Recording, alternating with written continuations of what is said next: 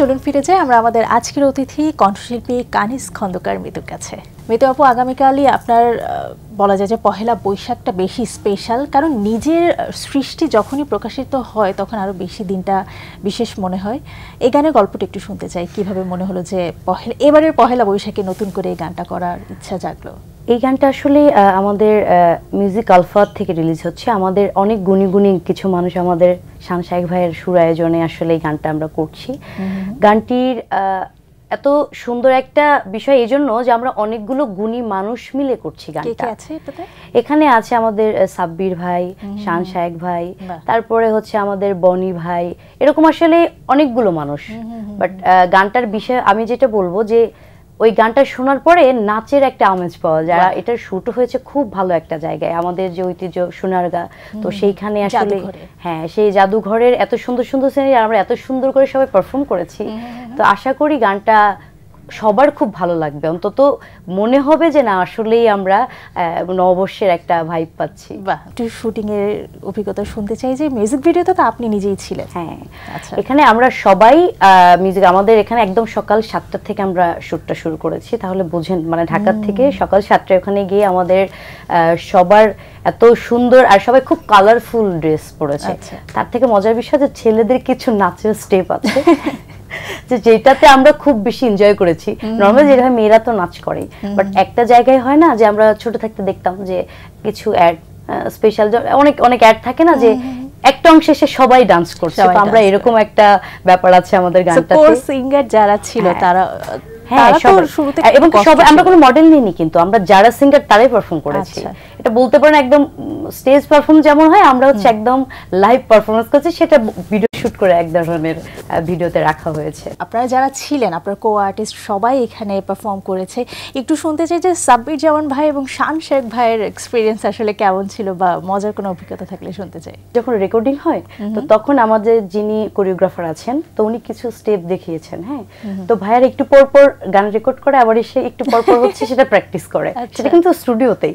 হ্যাঁ, তো আবার কাটটা কি হয়, আবার আমাদের সাব্বির ভাইয়ের তো একটু তো ভাইয়ার ক্ষেত্রে আমরা মজা করি, যখন ভাইয়া ডান্স করছে আমরা ওটাকে একটু ভিডিও করে রাখি। আমাদের যদি কখনো ওগুলো আবার সবগুলো ভিএনদার সিনে হয়তো বা দেখানো হবে, সেগুলো দেখালে আসলে দর্শক বুঝতে পারবে যে আসলে আমরা কত কি স্ট্রাগল করতে হয়েছে। যেহেতু আগামীকালই পহেলা বৈশাখ, আপনার গানটা খুব শুনতে ইচ্ছে করছে, কিন্তু আমার মনে হয় যেহেতু কালকে রিলিজ পাবে, চমকটা আমরা দেখিয়ে দেই দর্শকদের জন্য, দর্শক কালকেই শুনুক। তবে আজকে পহেলা বৈশাখ নিয়ে একটা গান হয়ে যাক। আমার কাছে পহেলা বৈশাখ মানেই একটু মনে হয় নাচ, তো নাচ মানে একটু ঝুমুর, তো একটু ঝুমুর রঙের একটা গান করি। মেদিনীপুরের আয়না চিরন বাঁকুড়ার ওই ফিতা, এই যতন করে বাঁধলে মাথা, তাও তো বাঁকা সীতা। এই পেজবাড়িয়া রাজকুমারী গলায় চন্দ্রহার, দিনে দিনে বাড়ছে তোমার চুলেরই বাহার। কালো জলে কুচলা তলে ডুবলো সনাতন, কালো জলে কুচলা তলে ডুবলো সনাতন। আইসারানা কালিসারানা পাই যে দর্শন, এই নদীর ধারে চাষে বধূ মিছাই করিয়াজ। ঝিরি হিরি বা কালো দি বইছে 12 মাস, এই কালো জলে কুচলা তলে ডুবলো সনাতন। আইসারানা কালিসারানা পাই যে দর্শন। বাহ, অসাধারণ। আসলে ঝুমুরের গান খুবই দারুণ। আপনার কণ্ঠে যখনই এই ধরনের গান শুনি তখনই ভালো লাগে। আপনার নতুন একটা প্রজেক্ট আসছে, সেটা হচ্ছে ই পিয়ানোর, যেখানে শান শাইখ ভাইয়েরাই আছে এই গানের সঙ্গে যারা যুক্ত বা সম্পৃক্ত, এবং ডিজে রাহাত ভাই আছে। সবচেয়ে মজার ব্যাপারটা হচ্ছে 100 জন আর্টিস্ট, আমি যতদূর জানি প্রত্যেকে একটা করে গান গাইছে, বাট আপনার বেলায় খুবই স্পেশাল আবারও, কারণ আপনি 2টা করে গান গাচ্ছেন। এটারও একটা মজার কাহিনী আছে। আমি যেহেতু মিউজিক আলফার সাথেও কিন্তু একটা কোলাবোরেট করছেন ওনারা, তো আমাকে এক পাশ থেকে ডিজে রাহাত ভাই বলেছিলেন যে এরকম এরকম প্রজেক্ট করছি, তুমি একটা গাইবে। তো আমি ওকে ফাইন। আবার মিউজিক আলফা থেকে বলেছে আমরা একটা নতুন প্রজেক্ট করছি, এরকম এরকম। আমি জানতামই না যে আসলে দুটো প্রজেক্ট সেম। তো পরবর্তীতে যখন আমি এটা জানতে পারলাম তখন আমি ভাইয়াকে বলেছি, আমাদের ডিজে রাহাত ভাইকে বললাম যে ভাই আমি কিন্তু ওইটাতে আছি। বলছে কোনো সমস্যা না, তুমি দুটো করবা। তো ব্যাপারটা আসলে মজার। আর সব থেকে মজার বিষয় যেটা আমি বলবো, নর্মালি আমরা যেটা ভাবি লোকগান মানে লোক সব ইনস্ট্রুমেন্ট থাকবে, লোকগান মানে আমি চিন্তা করি সেই মাঠে ঘাটে ঘুরে গাচ্ছে এরকম ব্যাপার। বাট যেহেতু দিন পরিবর্তন হয়েছে, বিবর্তন হচ্ছে দিন দিন, আমরা নিজেরাও কিন্তু আপডেট হচ্ছি, এবং কি আমাদের যারা ইয়াং জেনারেশন তাদেরও চয়েস কিন্তু আপডেট হচ্ছে। ওনাদের এত সুন্দর একটা চিন্তা ভাবনা যে এই আপডেটের সাথে সাথে যেন লোকগানও আস্তে আস্তে সামনের দিকে আসে, সেই জায়গাটা বিশ্ব, হ্যাঁ একদম ওয়ার্ল্ড ওয়াইজ চিন্তা করে আসলে এটা করা, একদম সম্পূর্ণ পিয়ানো বেস গান, সেটা আবার লোকগান, ব্যাপারটা খুবই মজার, খুবই দারুণ। এগুলো ছাড়াও কিন্তু আপনার মৌলিক কিছু গান আসছে। 2016 সাল থেকে আমার একটা ইউটিউব চ্যানেল হয়, সেটা একদমই আমার নতুন ফোন কিনে দেয় আমার বাবা, তখন কিছু গান আমি আমার আসলে ইউটিউব চ্যানেল খুলে দিই। তো সেই সময় আমার একটা গান অনেক ভিউ হয়ে যায়, এবং ওই সময় আমার চ্যানেলটাও অনেক আপডেট হয়ে যায়। বাট যেটা হয়েছে, আমি যেহেতু গবেষণার কাজে আছি বা আমি একটা প্রফেশনে আছি গানের বাহিরেও, তো সব মিলিয়ে আমার নিজের গানের জন্য আসলে কখনোই নিজের চ্যানেলের জন্য গান করা হয়নি। তো এখন যেটা চিন্তা করছি যে আসলে নিজের চ্যানেলের জন্য, আমার দুটো চ্যানেল আছে, সেই চ্যানেলের জন্য কিছু গান অলরেডি কাজ শেষ, শুধু ভিডিও বাকি। তো সেই গানগুলো নিয়ে আসলে খুব তাড়াতাড়ি আসলে মুভ করব। গানের কথাগুলো কেমন থাকবে? লোকসঙ্গীতের আমি যেমন একটা গান, ওই যে ঝুমুরঙ্গের বলেছিলাম, একটা ঝুমুরঙ্গের গান, খুব সুন্দর একটা গান, সেই গানটাও আমি অলরেডি কমপ্লিট করে রেখেছি। তারপর আরেকটা গান আমার ওস্তাদজি গোলাম রব্বানী রতনের, ওটা হচ্ছে একদম আগেকার যুগের বিয়ের যে গান। হ্যাঁ, আমাদের একটা মেয়ে 16 থেকে 18 বছর একটা বাসায় থাকার পর সে যখন চলে যায়, তো তার যে কষ্টের ব্যাপার থাকে আশেপাশের মানুষ, সেগুলো নিয়ে একটা গান। এরকম আমার প্রায় 5টা গানের মতো সামনে আসবে আপনার নিজস্ব ইউটিউব চ্যানেল, কানিজ খন্দকার মিতু অফিসিয়াল, সেই চ্যানেল থেকে আসবে। দারুণ। গানের কথা হচ্ছে, একটা গান শুনতে ইচ্ছে করছে, গান শুনে আসি আরেকটা। সব তো আসলে সিক্রেট রাখছি, এই গানটা করি যেহেতু আবারও পহেলা বৈশাখ। ও রাধে ও রাধে ও রাধে লো, ও রাধে ও রাধে ও রাধে লো, চল যাই চল জলে সখী জল ভরণে যাই, জলের ঘাটে দেখা আইলাম না গরু কানাই, চল যাই চল জলে সখী জল ভরণে যাই, জলের ঘাটে দেখা আইলাম না গরু কানাই, কালার কাছে যাব না, কালার কাছে যাব না, কালার তরে বৈশা আছে বিনোদিনী রায়, ও রাধে ও রাধে ও রাধে লো, ও রাধে ও রাধে ও রাধে লো, ও রাধে ও রাধে ও রাধে লো, ও রাধে ও রাধে ও রাধে লো।